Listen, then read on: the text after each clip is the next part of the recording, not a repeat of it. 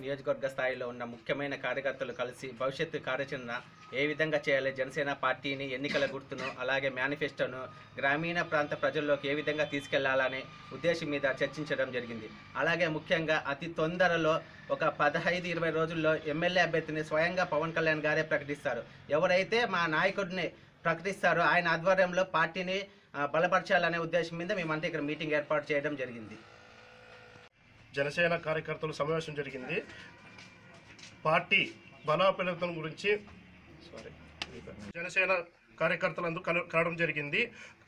రాబోయే ముందు రోజుల్లో బహిరంగ సభ జరగబోతుంది. ప్రతి ఒక్కరూ ఇచ్చేసి మన పార్టీని జయవిధంగా చేయాలని కోరుకుంటున్నాం. జై జై.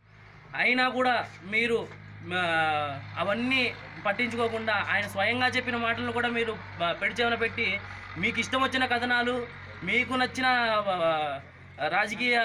రాజకీయాలు చేసుకుంటా పోతే మేము ఎంతో కాలం చూస్తూ ఊరుకోం.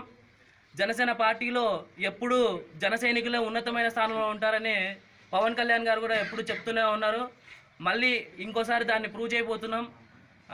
ఈరోజు అంటే ఫిబ్రవరి 25వ తేదీ ఎమ్మెల్యే ఎంపీగా పోటీ చేయాలనుకున్న అభ్యర్థుల బయోడేటా సమర్పణకు ఈరోజు తుది గడువు. సో ఈరోజు కళ్యాణదుర్గంలో ఈ జన సైనికుల ఆత్మీయ సమ్మేళనం ఏర్పాటు చేసిన కారణం కూడా అదే. ఎందుకంటే మనకు తెలిసిన కొంతమంది వ్యక్తులు తమ బయోడేటాని సమర్పించారు.